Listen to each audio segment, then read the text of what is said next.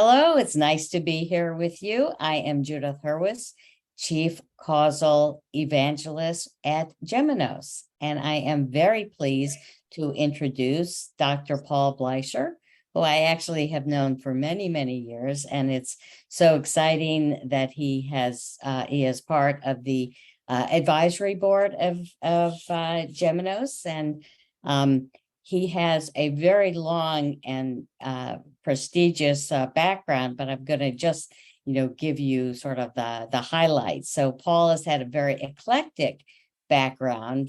He has been in clinical medicine. He has been in basic research. He spent a lot of his career doing clinical trials with biotech and pharmaceutical companies.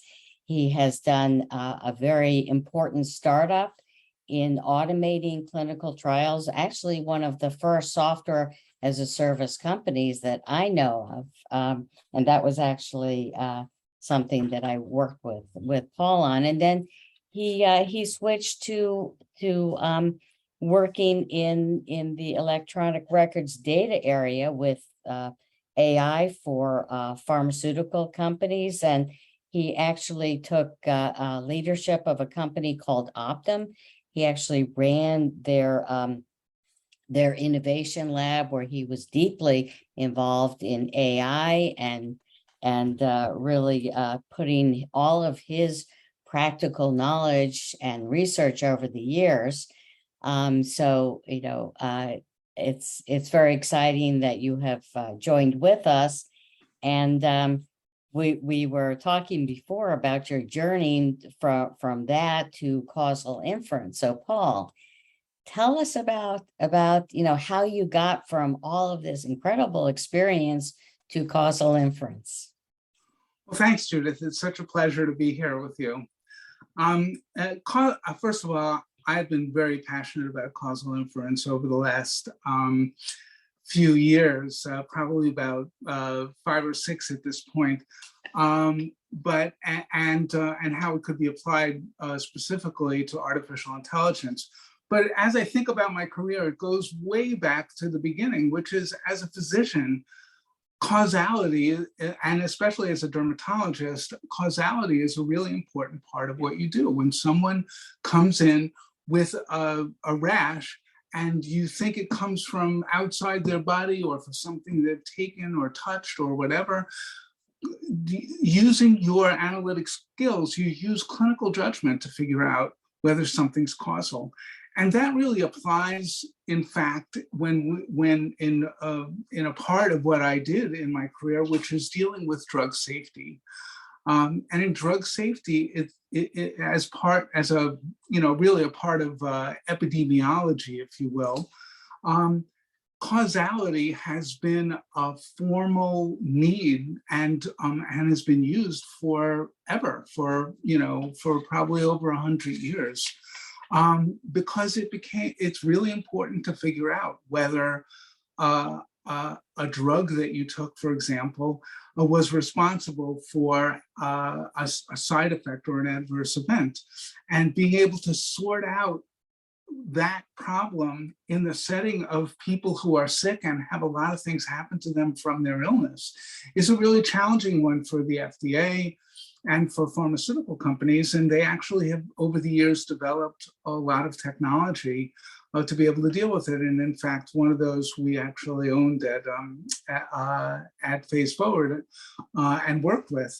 So it's something that I've been imbued with all these years. And in fact, clinical trials themselves, of course, are the gold standard for determining causality in causal effects in drug development, because you're ideally, not always perfectly, measuring an effect of a drug versus placebo, where you're holding everything else constant. And that's, of course, the best way to do causal inference.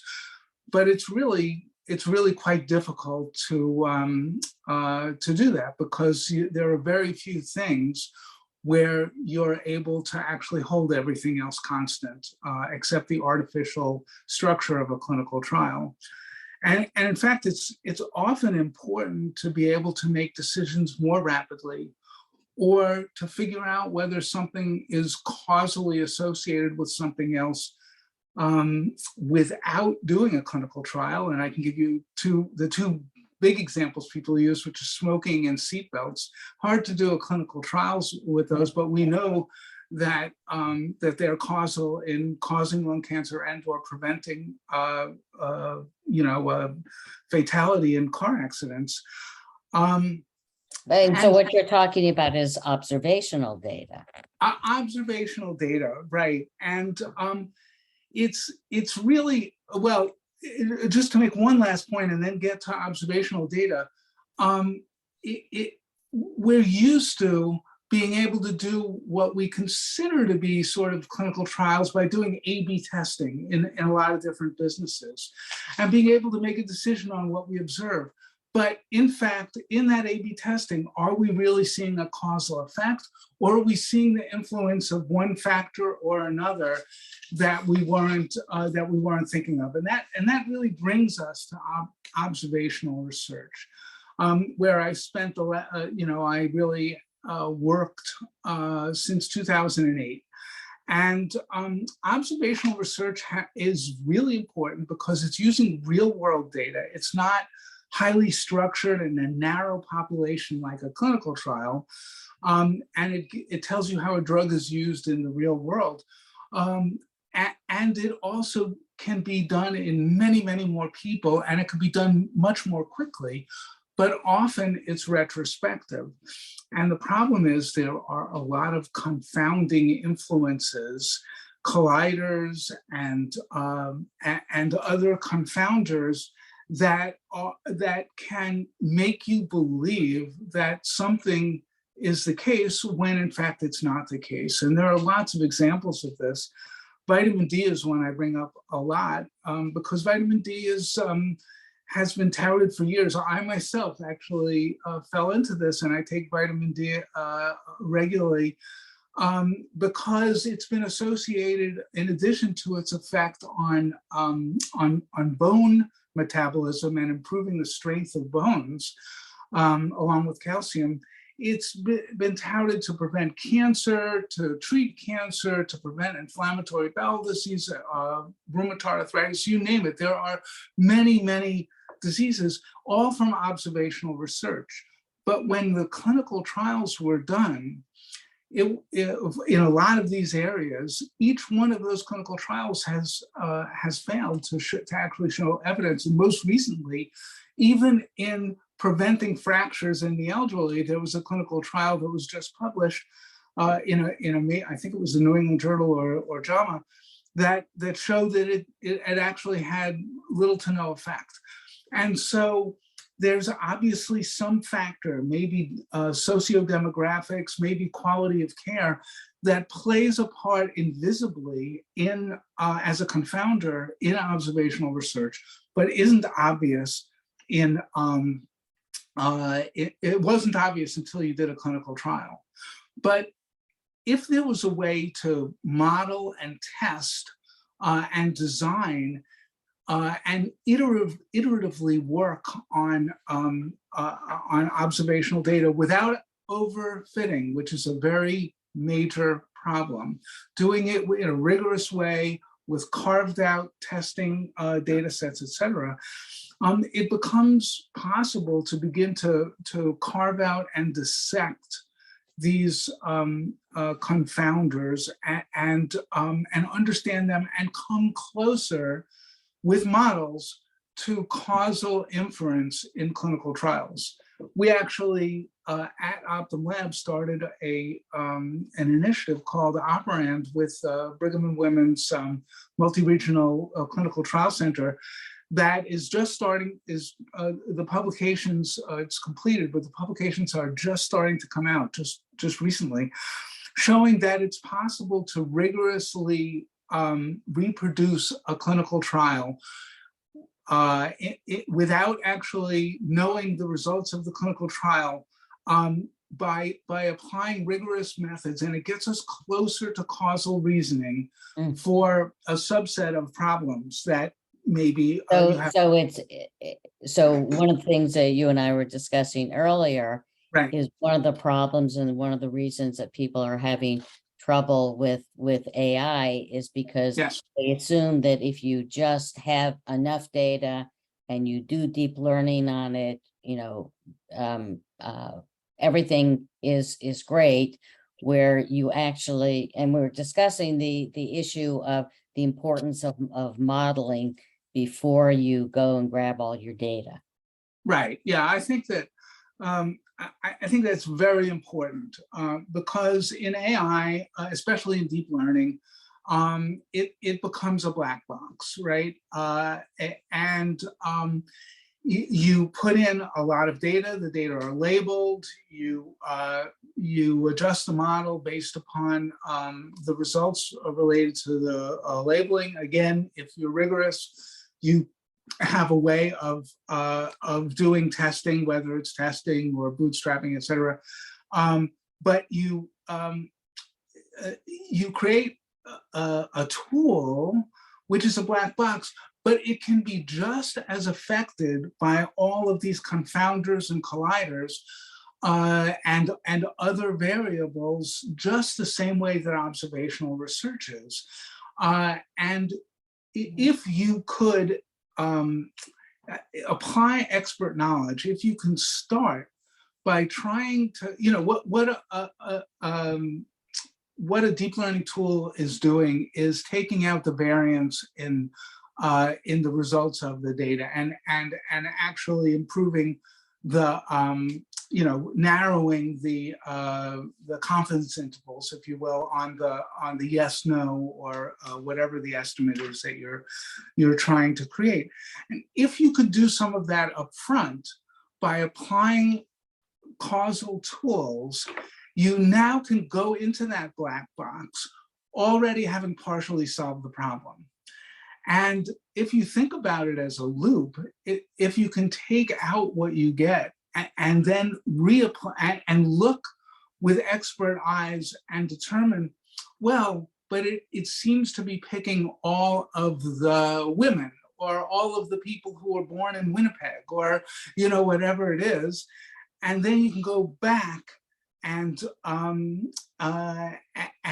readjust your model and readjust the data and readjust the variables that get fed into the model. You can iteratively, if you have enough data and if you do it rigorously and if you don't overfit, you should be able to carve the skeleton out of the body, if you will, of that deep learning, or carve the sculpture out of the stone. And it also gives you more explainability. I think that was right. One of the it makes it more transparent. It makes it more explainable. It makes you trust the results better, and it makes your end users trust the results better. Clinicians always want to know, what are the variables that went in, how what are the coefficients? And obviously you can't do that with a deep learning model. You can do that with a linear regression model.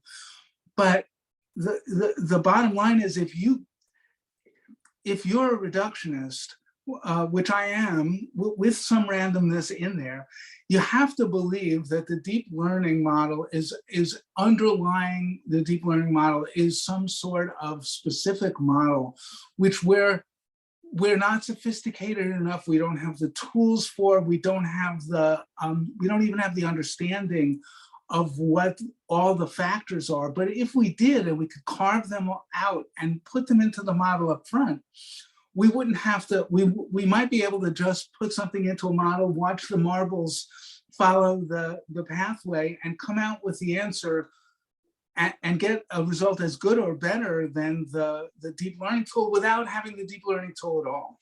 Does that also, I would imagine that also helps with bias detection. Right. Well, bias detection is exactly what I'm talking about, which is there's some underlying thing that the deep learning model is picking out, and if you see that it's biased, again, you can go back in and say and adjust the variables to remove that bias. But the problem often is that you don't understand how it, because it's such a black box and because of all the math and the calculus and everything that goes into the back propagation, etc., you just don't know how it's using those variables. And so the extent to which you can take out those factors early on to begin with allows you to adjust for and manage and understand the bias on the front end rather than having to deal with the bias on the back end. Right. Very good. Yeah.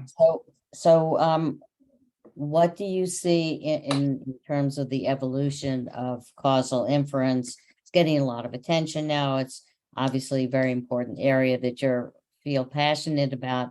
What do you think the next things that we're going to see that really are major changes in how we've been looking at causality versus correlation? Well, I think that it's really interesting. The ability to do deep learning has been so enabled by Google and Amazon and LinkedIn and all of these folks and Facebook who have actually released tools that make it, I'm a clinician. I am not, although I understand a bunch of statistics, I understand a bunch of computer science. I'm fundamentally a physician. A physician scientist, if you will. And I was able to take TensorFlow and create my own deep learning models early on, bought a GPU down at Micro Center and even before my company was working on it, because I read about it and I was curious. And that's great, but it's also a problem because on an industrial scale, in companies all over the country, there are data scientists and there are computer science engineers who are applying these models and really don't understand the fundamentals of the statistics and the things that statisticians have learned and have made rigorous over 100 years since Fisher and others. And the problem is that they're relearning the past, if you will. Right. And so there's an education that has to happen. There is maybe the bringing on of statisticians into teams that are doing this, or a deep education of some of the people who or data scientists in using statistical tools, and then the statisticians themselves and the computer scientists and data scientists who are doing this need to understand causal inference and how to overlay that on top of these other things. And you also need to add in the subject matter experts into that group. I call it Absolutely. You have to create these hybrid teams. Otherwise, Right. I think that's one of the reasons that people have been disappointed with some of the efforts in AI. Absolutely, and I've seen that happen where with companies that took data that we've had in various places and came out with, wow, can you see this? This has a huge correlation, and an expert looks at it, a clinician, and says, well, like every clinician who graduates from medical school knows that X is associated with Y. Like, yes, you demonstrated something that's completely useless to us. And I think that kind of thing happens, or you identify some bias, not in a statistical sense, but in a societal sense, that that you don't recognize because you're not an expert in the area, but someone who is says, oh, you're not looking at, but this is a problem that goes back to many things in society, to IQ tests, which are societally biased, and or even something like diseases in the Middle Ages, where they assumed that air was what right, the ether. so you close the windows. right, the ether, Right. was the cause of these diseases for sure, and it was the kind of causal analysis that led John Snow in trying to solve the cholera problem in London to figure out that it was all coming from a single well. And he actually went to that well, which is, you can see if you go to London today, and took the handle off it, and so that people didn't use it because it was contaminated with fecal. I'm sorry, I'm not sure if I'm allowed to say fecal, but it was I think contaminated you with, are. yeah, and from the anyway, and solved the cholera problem. But ironically, actually, and this is kind of possibly relevant to this, despite the fact that it was so clearly demonstrated, London did not act on this for a number of years until they were immersed in another cholera epidemic, and they wound up actually re-engineering the plumbing system of London. And there's a fascinating story about this as another engineering hero. But it may be a similar kinds of thing, which we recognize that there's this causal tool that we can use. And we know it works, and we know it actually solves problems. But we're at the toy stage of it, and we have to get to the engineering stage of it. Absolutely. And I think we're in that transition now. And I see that from a lot of evidence. I see that from the existence of Geminos, for example. Yeah. I see that from open source tools that are actually being embraced and used by large numbers of data scientists for causal inference. So I'm very hopeful. Yes, as we are as well. Paul, thank you so much. This has been just a fabulous discussion, and really appreciate your time. My pleasure, Judith. Thanks for inviting me. Thank you.